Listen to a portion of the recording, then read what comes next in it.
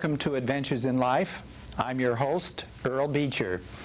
Our guest today is a very special lady. She's written a book, and I've been reading this book and thoroughly enjoying it. And although I don't like to read on camera, I'm going to read this for you and show you the book. It says this: Mona Brooks is an internationally acclaimed art educator and founder of the Monart Drawing Schools. She is a keynote speaker at educational conferences and gives workshops in school districts nationwide. You've heard me say many times before, I'm upset because the public schools have removed many of the cultural elements, namely art and music in particular. And here is a lady who has come up with a solution that is exciting, gratifying, fulfilling. Mona, this book is wonderful, and this cover, Mona, will you please start the show by telling them how you chose the name Monart Schools? Oh, love to. And this cover. Two great stories. The name Monart, my name is Mona. I've got this friend, Elliot Day. He's my mentor, kind of a musician, writes songs. And I had all these parents and students, and I came to the point of I have to have a drawing school. I've now got to have it. What would I call my drawing school? And just like that, he said, well, Monart, of course. When I first saw the name, I thought of Mozart and Monet, and how does this tie in? And you said, oh, no, Earl, it's my name. That just came that quick. It was my name, and that was it. Now, what is unique about this cover? Because this is the cover of the book, and there is the original painting that the cover is based on. Well, this is a beautiful story, too. 18 years into Monart and having lots of drawing schools, I was asked to, that's actually a revision of a 10-year-old book. And so I had all these students that I could have made a new cover with. And so I had them all lined up, you know, next Thursday and next Wednesday, and I'll have all these kids do just drawing with me. They won't even know, and then I'll pick a cover. And Alicia Nelson, 5 years old. Five years old. Did that? In a moment, I'll show you that this is not that unusual. That this is a teachable subject. It's just like if you take these kids to Suzuki, they learn how to play violins. If you give people the right information, they can draw. Okay, this is not a gifted kid even. In fact, Alicia was just a regular kid. Well, she looks gifted to me. Just turning 4 years old when I met her, and she was a few months away from 6 when she did this, and it was her day. She was the first person I scheduled to see if I could get a new cover. And she came in and she started the drawing of the toucans. And at 5, you wouldn't get a kid to do all of this in one sitting anyway. Artists don't do that. They put it away, take it back out. I knew 10 minutes into it. Well, there goes, you know, there goes. That's the cover. There goes all these other kids that are scheduled. I can forget it. And it took about 2 sessions, an hour each, and then she came in and colored the sky in on a different day, and that was it. I knew from the beginning that was the cover. Yeah. Now I want to re-say that. A 5-year-old did this cover. Yes. And in your opinion, she has about average talent with the other children that you've worked with. True. In other words, I could go into any kindergarten class, never even meet the kids before, and if you use this methodology that I'm talking about, it works, and it leads a person of any age, whether it's an adult who thinks they can't draw or a child of 4 or 5, it leads them through a step of learning. How do you learn to see through an alphabet of shape? How do you create the right environment? How do you give them the information they need? And it leads them all to this. Now, with a lead-in like that, I want to show the second book. She has a second book here called Drawing for Older Children and Teens. And some of the discussions I've heard, some of the older children go by the name of senior citizen once in a while. Yes, they do. So this is something that anyone can enjoy. Oldest one. 98. 98. And she was really upset because her mother made her stop drawing when she was a child. She'd never make any money at it, you know that old story. There's hope for me yet. And she came back at 98 and she did some lovely work, yeah. Mona, I think this is so exciting. Tell us what you were going to say about the children and how you get them started and the technique. Before you do, Why Saves the Rainforest? Is that another one of her sketches? No, this is actually, I brought these, and they're matted because they go into art shows all over the country. And some of the art shows are literally for teachers to show them that they can use drawing to teach their regular subjects. So when you look at some of these matted drawings, you'll see the child. Here's the little stuffed toucan that I had hanging in a tree that inspired this drawing.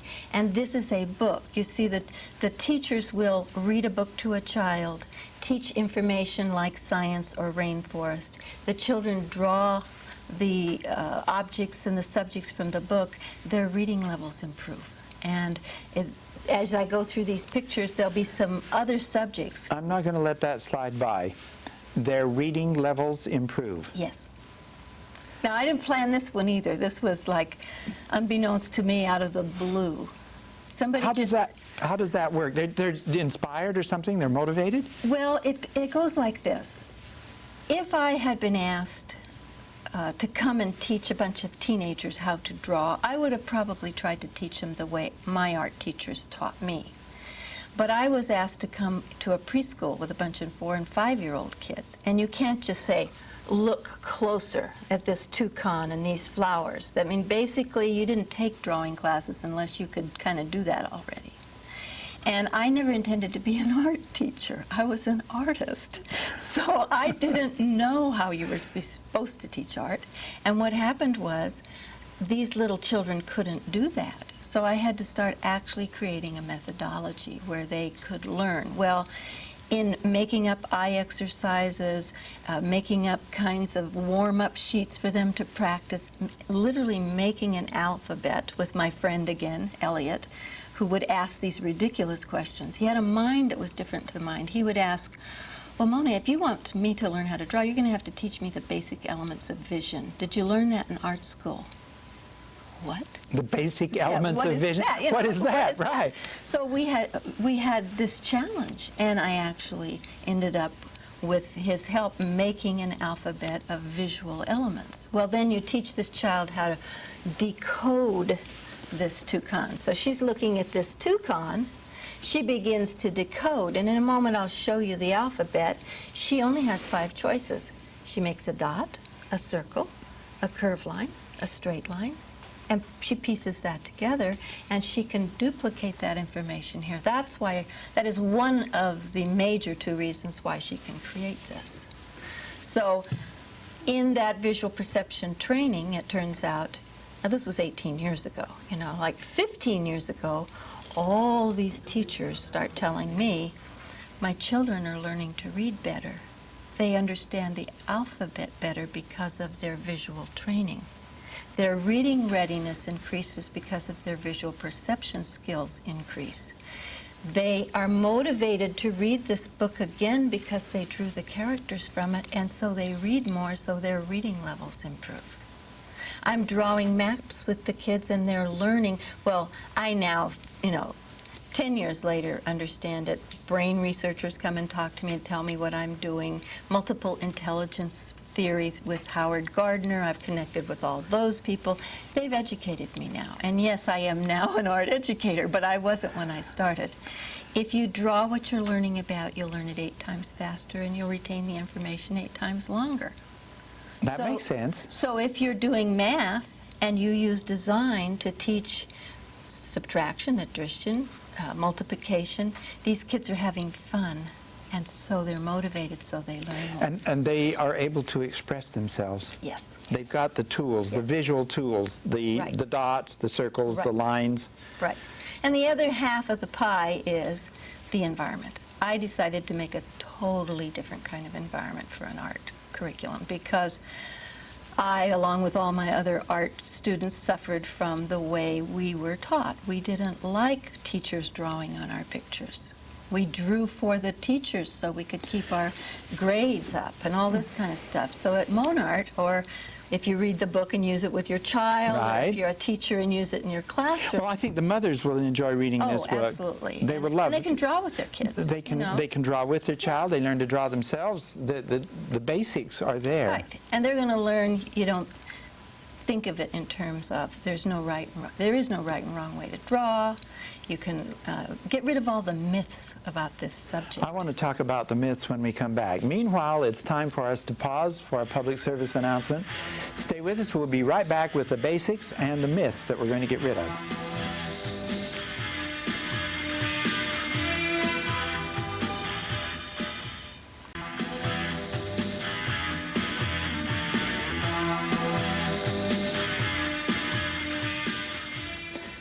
We're talking to Mona Brooks, who has this book, Drawing with Children, and the subtitle is A Creative Method for Adult Beginners, Too.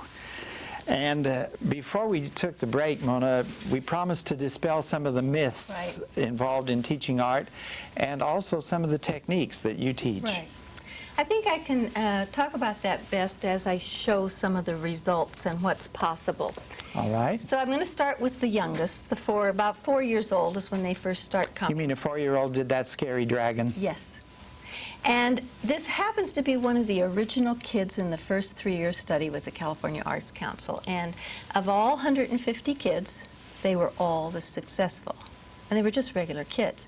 And I had to give up my notion and my myth that I was born with some kind of special talent. What myth did you give up? I was not born with some special talent. Somebody taught me how to see.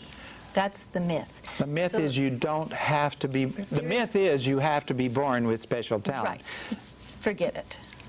All That right. is not true. I know for sure now, after 18 years of seeing everybody be successful, and this is a stupid claim if it wasn't How do you true. measure success, though? They all can go away from a weekend workshop and say, gee, if I put some time in this, I could really draw. I did stuff I can't imagine. This is not possible. How did they do it? They needed information. They didn't need to be born with something. So all 4-year-olds can do this if you give them certain information.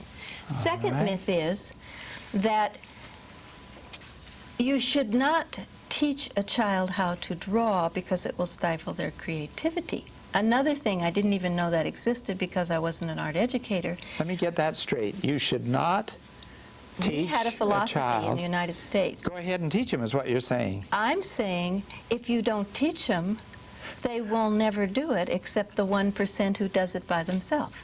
So if a child does stick figure drawing, why didn't we notice that that never led to this kind of drawing? That doesn't mean they don't need time to do that because it's very important and they do. The stick figure things lead to other things. That's no, a step. It doesn't. It's not a step. It's a different subject. I didn't realize. It's a different subject. Oh, okay. This is realistic drawing. Yes. Stick figure drawing is symbolic drawing. This child could draw stick figures at one point and do this at a different point when you give him the information about whales and read the story about whales and talk about whales and show him the shape of a whale. He'll do this. If you give him some paper and say, just go for it and do whatever you want, be creative and be expressive, he'll do stick figures. You can do both. A child can play baseball. In fact, do both. And a child can play ice hockey. And we know that. So why don't we know a child can do more than one kind of drawing? And I talk about that in the book. Understanding the different kinds of drawing and why it's inappropriate to not let them do it all, okay? One of the other myths is there's some kind of right way to draw, okay? There is no right way to draw, and all I have to say is just go look in the art galleries. Okay. Listen to the art critics. Compare Picasso to Rembrandt. Tell me if you go to all the art galleries that there's a right way to be an artist. You can see every imaginable thing. And they'll all argue about who's the best and who's the best. Jackson Pollock. Well, at Monart, we just give up that and say, there is no such thing as better or best. Learn to appreciate the differences and do all these different kinds of things and be more, have more of a spice and variety in your life. There's no better. I feel that gives a freedom right there. Right. So by 6 years old, a child can look at a Laurel Birch greeting card and not copy it, but do what all illustrators do, get inspired by looking at other people's artwork, get inspired by looking at a statue of a bowl of flowers, whatever, and change it around and make it their own thing. Okay. So you cannot give a child a piano and say, don't copy anybody else's music. You're cheating. Just don't play the same notes. Yeah, right. But we give children paper and materials and say, don't look in a book. If you want to draw an elephant, make it up out of your imagination. That's impossible. If they want to draw a bowl of flowers and they can look at the bowl of flowers, then they need visual information, how to decode all that information. So this 7-year-old child can do that. She can look at it, and she can do a still life at a level way beyond what we think 7-year-olds can do. Well, that's way beyond what I would expect. But this is a typical, normal 7-year-old as far as I'm concerned. So you get to 8 years old and the kid goes to the zoo and they see the pandas and they read a book about pandas and you show them the shape of pandas and you give them certain kind of information. And if there's 35 kids in the room, they will all draw different panda pictures. They will not be the same. And there's the last myth that you weren't supposed to demonstrate anything to children. You were supposed to let them make it up from their imagination. Well, symbolic drawing comes from the imagination, but realistic drawing pretty much comes from research and information and looking at So you things. do demonstrate. Absolutely. I can stand at the front of the room and say, this is the shape of the panda's nose. It's got a straight line here, comes down here with a curve. There are 2 curves in here, and this comes like that. And everybody's panda will be different because they're not copying me. So the secret of Monart is enough information for success and enough freedom for a lot of individual creativity. So this is the last myth, that you have to have a lot of practice and do all of this for years, and then maybe this is his first project. His first. Yes. So you get this kid that comes in at 10 years old. He doesn't do stick figure drawing anymore. He doesn't want to. That's baby stuff. He didn't ever get any information about realistic drawing. Stick figure drawing doesn't lead to realistic drawing, so he's given up, and what does he say? I can't draw. And if he gets to be 35 years old, he said, I wasn't born with it. Okay. So you can give him all this information at 10 years old. He's got the sophisticated mind to take it to this level the very first time. Now, you said there were certain basics that you had that you would share with us. Right. I have a... I was wondering, you know, the shape is important, color is important. There's a lot of things that are important. This might be a little shiny. I hope We're going to go with see shape this. first. I can see that right now. So here's the alphabet of shape I was talking about. There are only 5 choices. Anything that you want to look at. That's why the 4-year-old can learn. They can learn 5 things. And notice I'm not saying there are 5 shapes. There are 5 elements that make any shape there is. So it doesn't matter what they're looking at, they've got 5 choices. They'll learn it anything roundish and colored in as a dot, anything roundish and not colored in as a circle, and there's only 3 kinds of lines. If it's got no bend, it's a straight line, begins to bend as a curved line, and bends so much it comes to a point as an angle line. Now they can decode anything they look at. A dot, a circle, a straight line, a curved line, and an angle line. Right.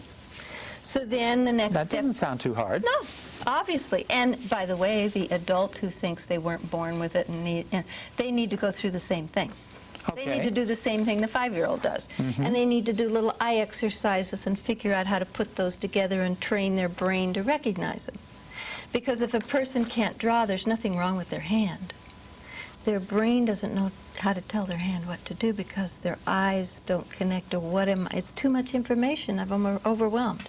But if I look over here and say, well, that's a dot, that's a curve, that's a circle, my brain now knows how to tell my hand what to do.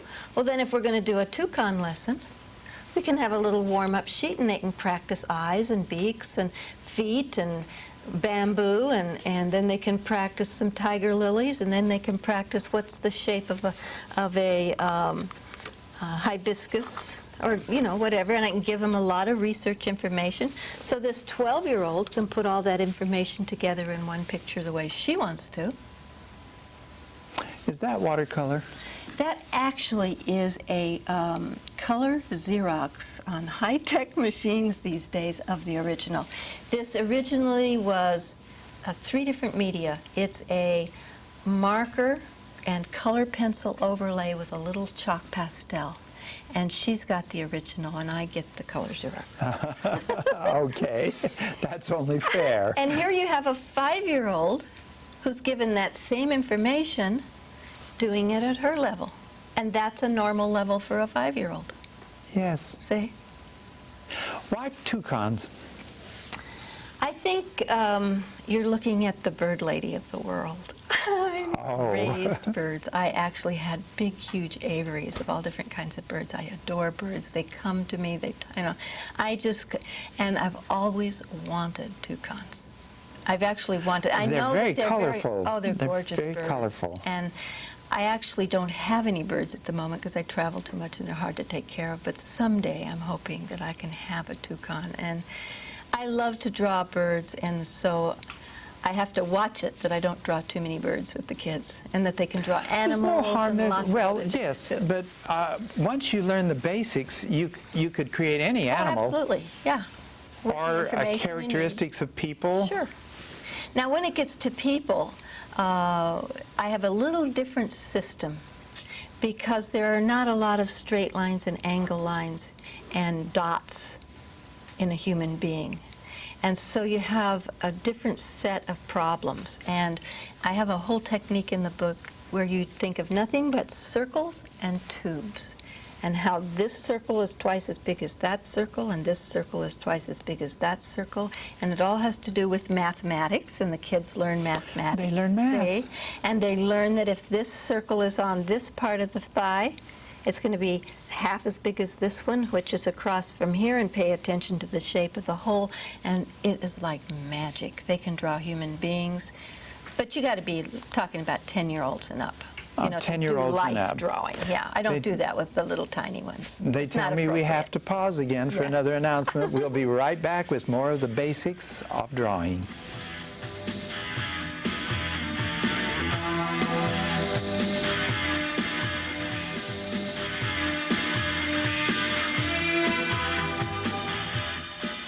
Our guest is Mona Brooks of the Monart Schools.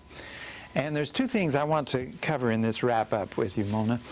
The 5 basic elements of shape, there's a family that goes with each element. And it's very easy for people to see these and begin to visualize them and see them clearly and be able to put them on paper and form the images. Right. And the second thing is you confess that you would love to have a lot of birds, but you can't do that because you travel too much. Yeah. How many of these schools are you traveling to? Well, at the moment there are 25, and I have about 30 interns that are studying towards getting their license. You have to have a license to teach Monart, and so they go through a private internship with me, so I'm pretty busy with that at the moment. So people can find your schools across the country. Yes.